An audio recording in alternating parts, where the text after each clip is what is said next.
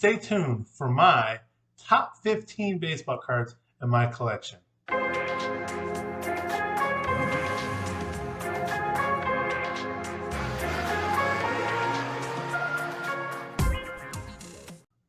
Happy hobby. I'm David Ganas. Once again, if you are new to this channel, make sure you subscribe. This is for card collectors of all sorts, but especially if you're working with a limited budget.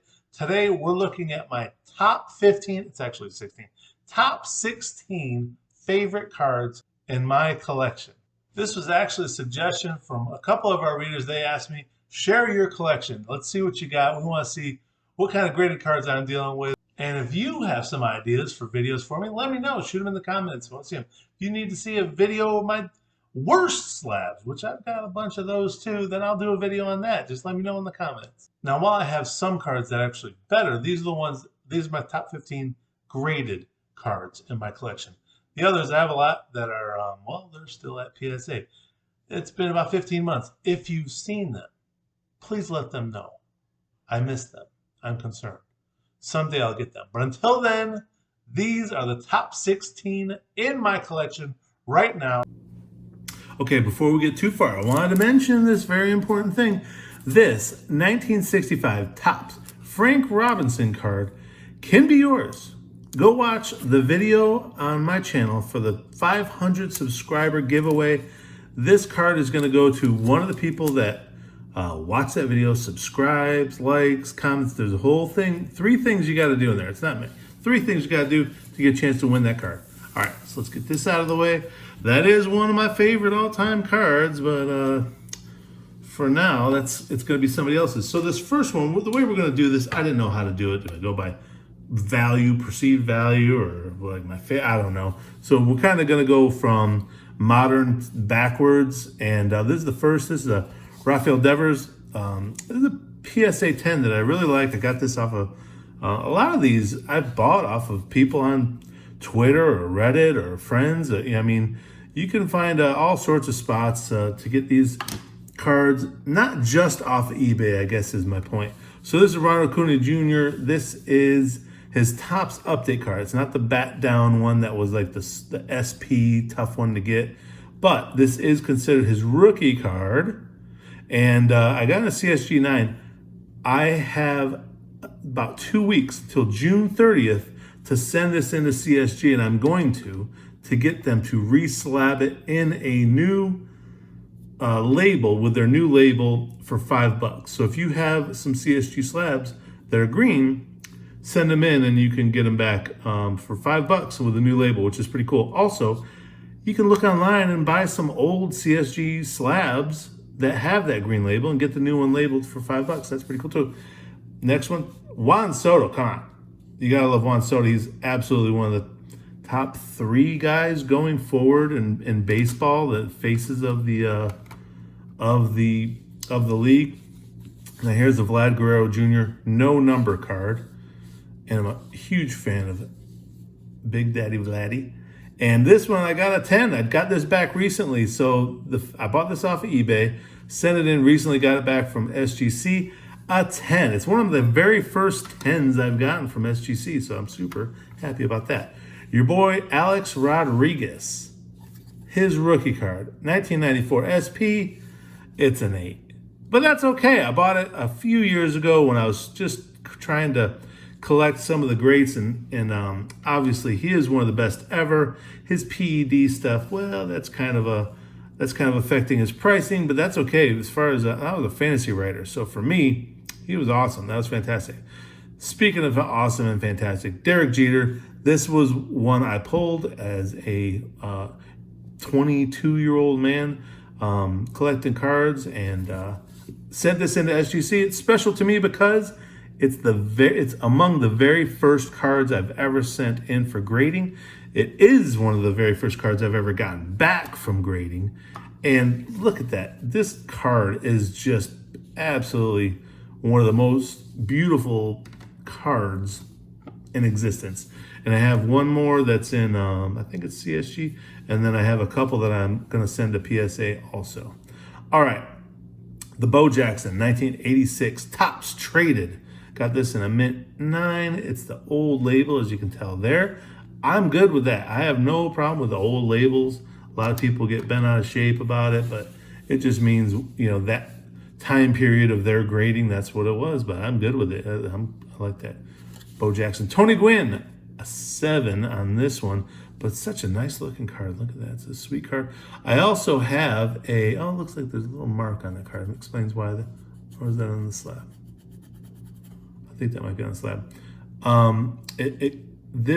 have this card in a Project 70 slab, and it's pretty cool too. It's like a wood grain. I should have brought that up. All right, so now we're dipping back into a little more of the vintage. Those 8 cards. Now we're down to number 8, I think this is. And this is another Frank Robinson, but it's a 1964. And I actually have a few 1964s, but they are coming back from PSA. Yeah. All right, we're moving on. We got Carl Yastrzemski. This is not his rookie card, in spite of the fact that it says rookie, but he did have a rookie card. That was the 1960 version. But I just love that it has the 1961 rookie. They didn't do the rookie cup for this year for whatever reason, but that's what that would have been, is the Topps All-Star Rookie Cup. All right, so we're moving on. Apparently, this is not in an order of chronological order. Rickey Henderson, a 7, another 7 from the early 80s. But I had several of these Rickey Henderson cards, and as a dopey 12-year-old kid, I walked into my local card shop in Kissimmee, Florida, and had a stack of cards, and I was like, yeah, I wanted to fill out my Topps 1978 set, and the dude took 2 of these to do it. All I got was a bunch of commons from 1978. Took advantage of a 12-year-old kid. I hope he feels good. All right. This is a Jackie Robinson. Once again, this was among the stack that I got back from SGC, and it came back as an authentic, but it appears it was, I don't know if they call it trimmed, but it was too small. Did not meet the size requirements. However, for myself, as this being in my personal collection, it's absolutely one of my favorite cards. Like Jackie Robinson, obviously historically he's amazing. This card itself is just a fantastic, beautiful card. This is his last card. This is his last Topps card, last baseball card. So I really do like that a lot. So I'm gonna keep that out there. All right, moving on. Bob Gibson, another historic guy. Bob Gibson, 1963 Topps, one of the best pitchers in baseball. Superstar ERAs. Let's look at those ERAs. Let's see, 2.85, 2.85, 2.45. Oh, that was in the minors. I think his superstar season, I want to say, was that 66. I can't remember. He just a stellar, maybe under 2 ERA. I'm not sure. I got to fact check. All right, Sandy Koufax. Speaking of superstar pitches, Sandy Koufax, 1960. He looks a little perplexed. I'm not going to lie. He's a little perplexed in this one.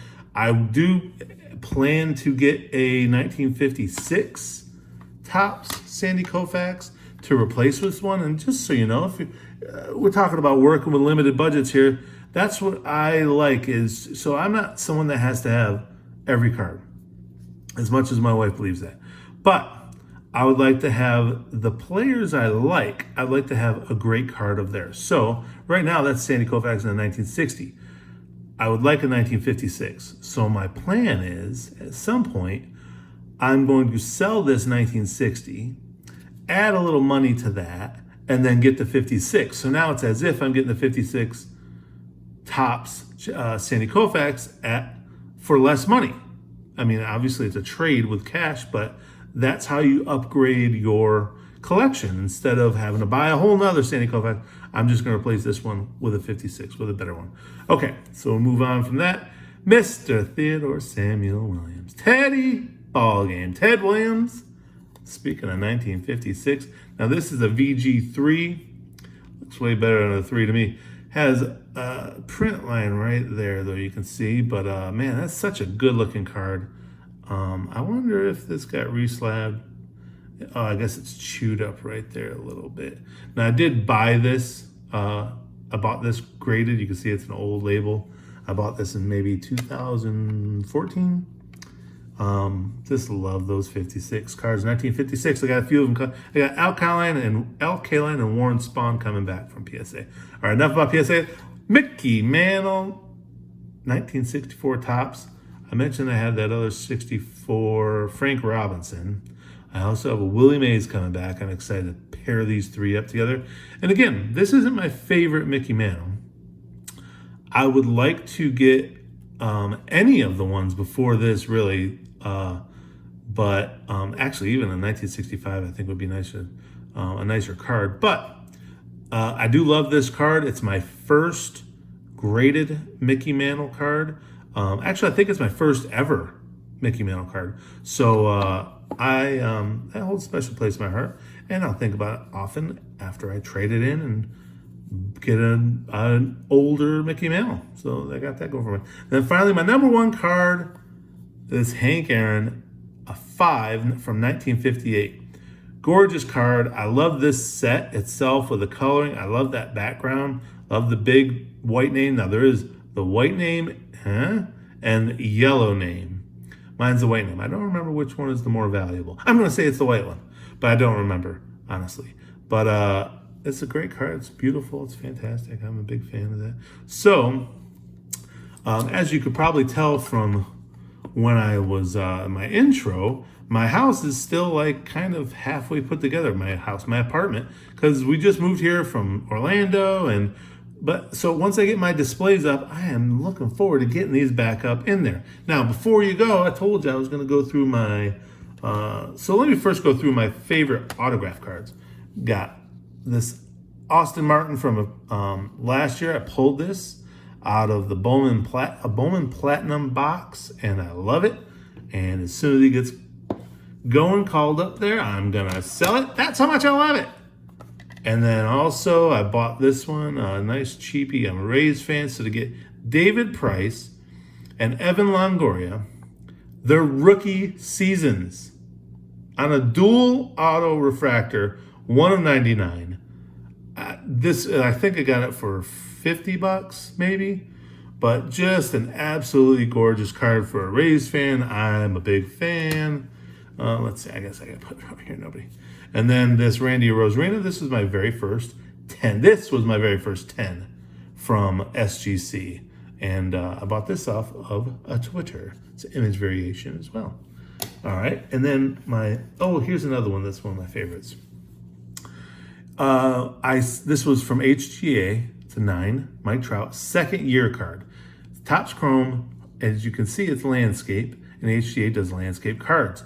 So I bought this off Twitter in the vertical portrait slab, and I sent it in to HGA to re-slab. I want to say it was $5 or $10, and they re-slabbed it in a horizontal slab for me and sent it back. It was like within 2 weeks I got it back, and I love this card. Love it so much, I am planning on sending a handful more of horizontal slabs or horizontal cards that I purposely got so I can get like 5 or 6 of these, and I'm gonna hand make a display for those specifically. All right, I just got this back, a CSG 9 Wander Franco to go with my SGC 10 Wander Franco to go with my SGC 9 Heritage Wander Franco, and then my Bowman Chrome 10 Prospects Wander Franco. And then I think that's pretty much. So that's where I'm at. What do you think? Let me know in the comments. What were your favorite cards that I had in here? I love the old school. I'm a vintage. I love the vintage stuff, and I'm happy with those. I'm looking forward to getting my PSA cards back so I can mix it up and see where my top 15 lies after I get those back. So let me know what your favorite cards are in your collection. Maybe it's your top 15. Give me top 10. Give me 5. Give me your top 5 in the collections. And make sure you have a happy hobby.